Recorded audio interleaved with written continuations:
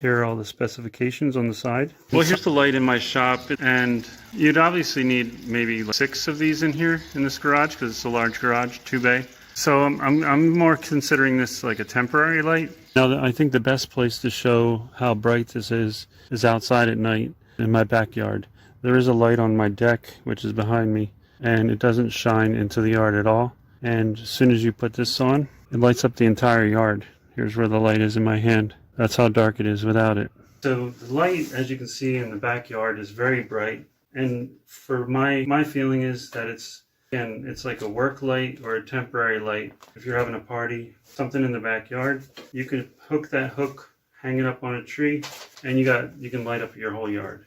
So for that purpose, I think it's really good. As far as putting it into a garage, so see if it's possible to wire up inside. If you, like I said, if you're having a party, put it up instantly. Just hook it onto the ceiling. For that case, that's great. And I would use it for parties, for a small garage.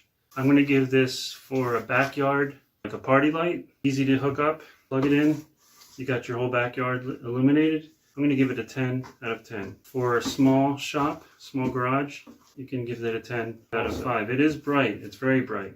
I'm going to hold on to this for a work light. If I got to help someone with their car, I have to work on a car at night outside. This is going to be excellent for that. Again, if I can just hang this up from a tree or a pole, you'll have an instant light.